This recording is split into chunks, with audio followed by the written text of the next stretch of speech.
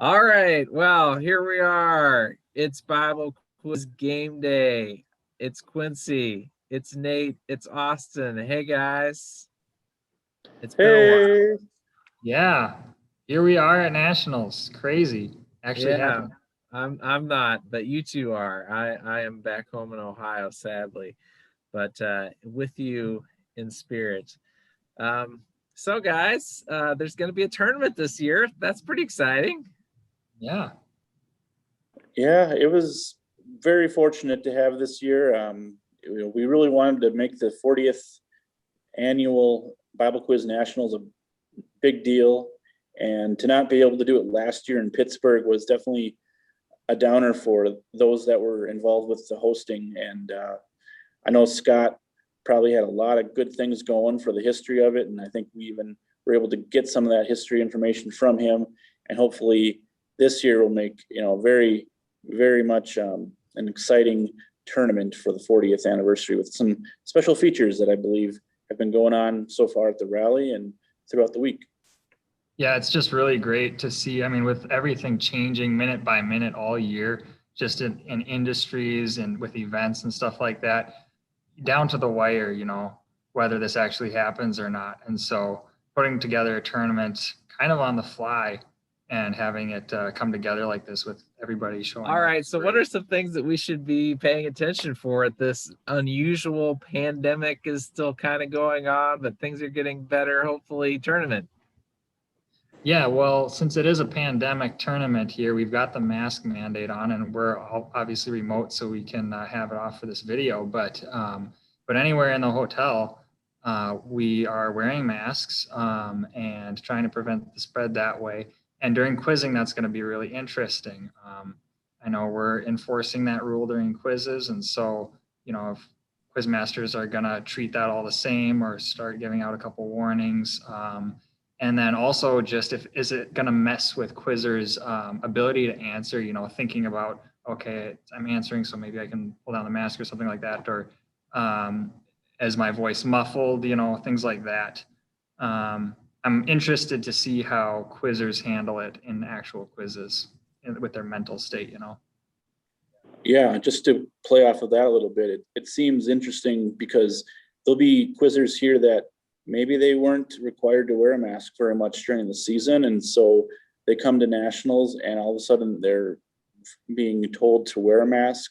It could really disrupt their rhythm a little bit and cause them to maybe second guess themselves when they're answering or get them out of their normal routine. And so it'll be interesting to see how they adjust at the tournament. And assuming the rules are are held up and that we are really working on this mask rule, make sure people are wearing them. We'll just see how that plays a part in how the quizzes go. Yeah, I know, um, that the pandemic itself, for a variety of different reasons, whether it's the masks being required or fears of the pandemic still going on, have made it so that some of the great quizzers and great folks that we usually see are not able to be there. I mean, I fit in one of those categories that I can't really put myself and my family at risk by being in a place with that many people right now, so I can't be there. And there's a variety of people that are missing. So we know that's the case, but all of us who aren't able to be there, I'm sure, are really rooting for everybody who's there to have a great time and be safe and just glorify Jesus and this great tool of learning his word that we all have. So I'm excited it's going to happen. I'm excited to pay attention from it from a distance. What are we thinking about the teams that are there? What are some names that are kind of standing out from teams that we expect to do well? Well, I'd say that Riven looks, as sharp as ever. I know that a couple quizzers who you'd put on that list of people who aren't showing up to this tournament, unfortunately, are people who may have been on that team. But, I think you could pull 14 random people from Summit and put them on Riven. It feels like sometimes, and you'd have that great team. So I'm expecting them to come out strong this year for sure. Yeah. Yeah, I think it's interesting too, just to note that when you have some people not able to join us this year from Summit's group, that you know eventually your attrition catches up with you, And with Riven being so powerful this year, they look as dominant as they normally are. It'll be interesting to see if Moxie or perhaps one of their other teams may not be quite as top tier as they have been in the past several years. So it'll be interesting to note that.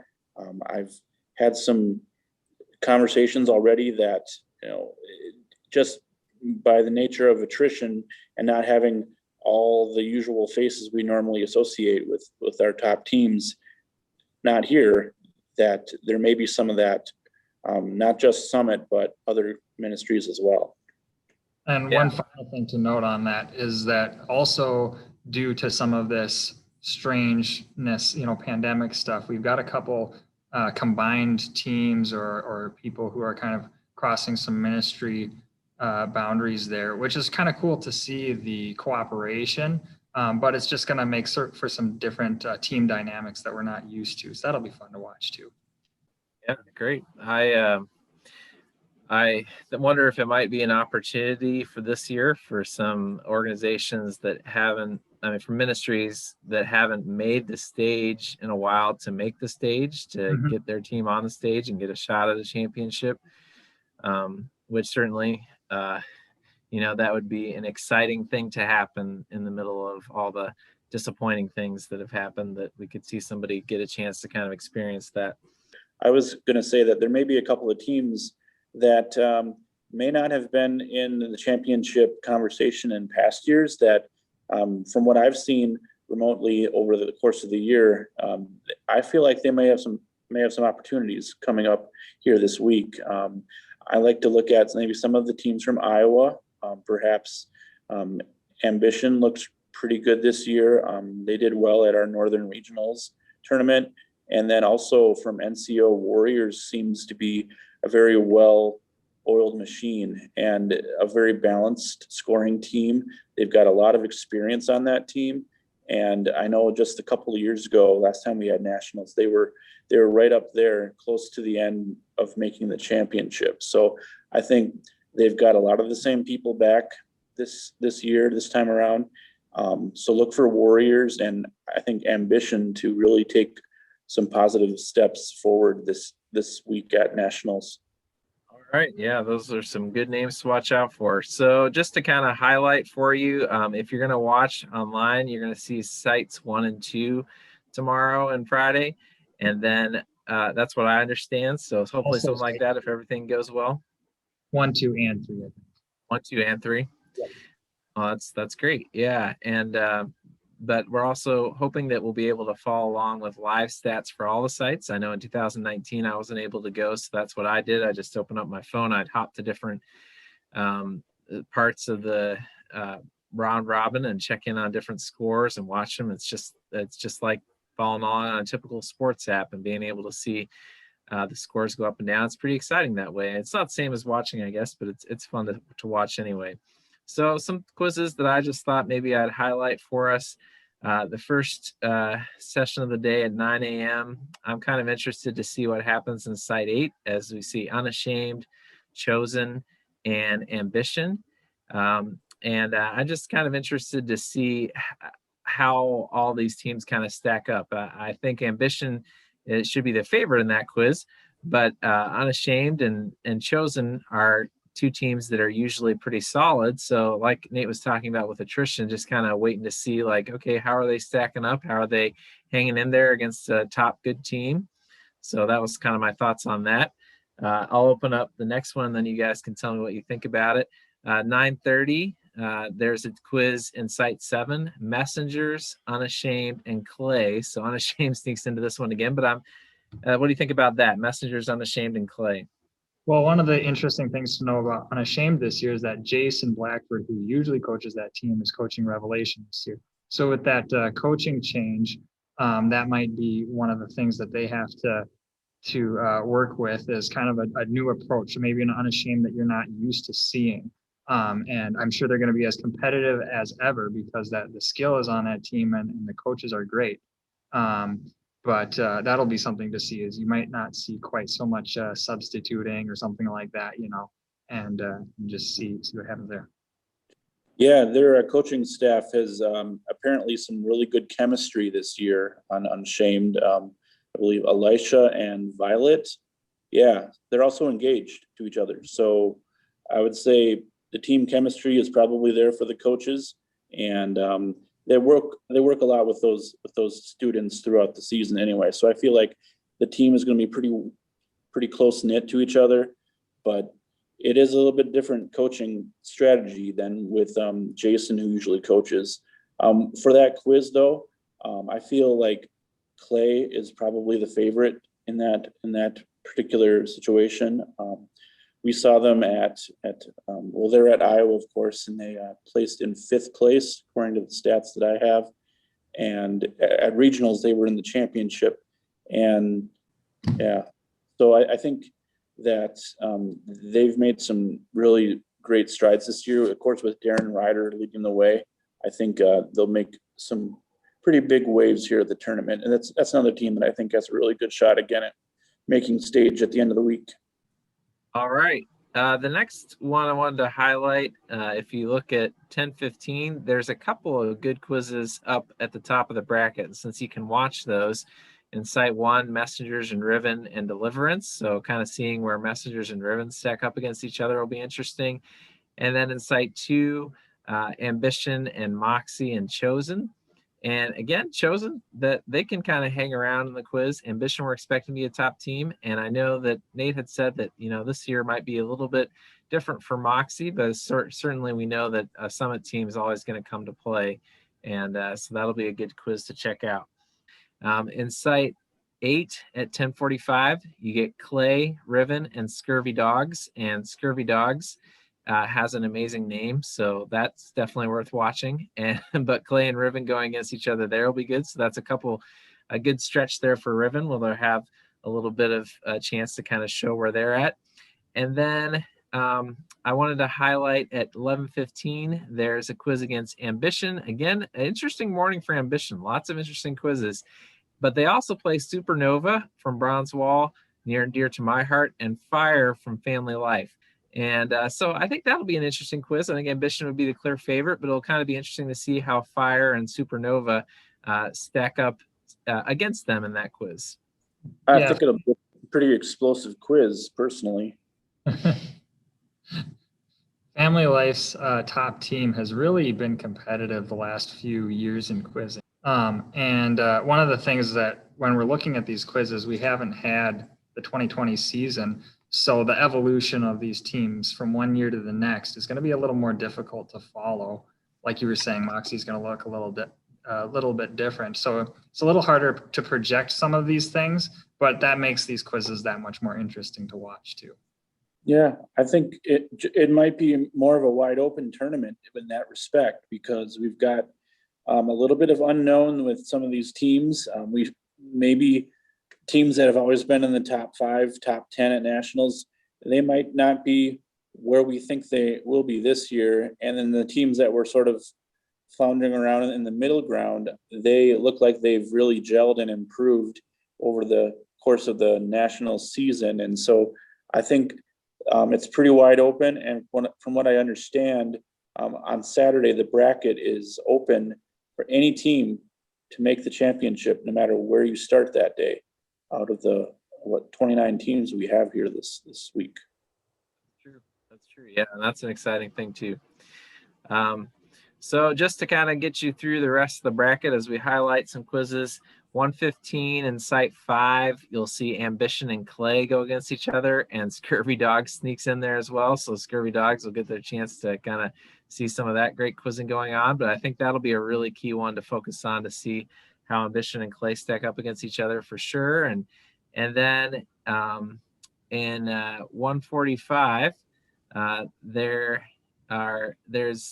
a quiz in Site 8, Moxie and Revelation and Valiant. Youth Challenge has brought a team, Valiant, and sometimes they can be some surprising good teams that kind of you're like don't get to see them, so you're surprised kind of either way because you don't know what they're like.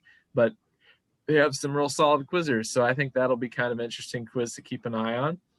The 230 quiz, if you look in Site 7 again, Sundown, Messengers, and Ambition. That's a pretty great quiz there to check out, kind of see where they're all stacking up. And then if we get to 3 o'clock, there's some decent quizzes up at the top of the bracket that you can watch. Moxie and Third Day and Scurvy Dogs are going at it in Site 1. I thought you were going And to say ambition there. oh, yeah. In Site 2, Supernova, Valiant, and Warriors. So Nate had mentioned Warriors. So here's Warriors going up against kind of like you might call like the mid-majors there, the Supernova and Valiant, and seeing and how they'll stack up with them. And, you know, as a top team, if they can really kind of make a statement in that quiz. And then my last one to highlight for the day, the last round of the bracket is just kind of everybody's all mixed up together. So I had kind of a difficult time picking out exactly which one I wanted to highlight, but I kind of stuck with 6. Site 6 is Identity, Clay, and Redemption. So Identity is a summit team, get a chance to kind of see what they're all about. And Clay, I would say is the favorite in that quiz, but they'll be going against Identity, which will be a solid team, I think. And then Redemption, which is always solid from Midland as well, with Josiah coaching that team. And so they're usually hanging around there, and they kind of get stronger as the day goes on. So that might be an interesting one to check out. Any thoughts on those kind of things, guys? Well, I would say if you really like to watch Scurvy Dogs quiz on Thursday, then you're very fortunate because they're in sites 1, 2, and 3 quite a bit. So if you're really looking to get a feel for how Scurvy Dogs is going to do this week, you're in for a treat this Thursday. So yeah, it'll Maybe be somebody on there is going to become a viral video star after tomorrow. That's my prediction. Yeah, people start dressing up like pirates and running around campus at or at the hotel here, even saying I'm a scurvy dog or something.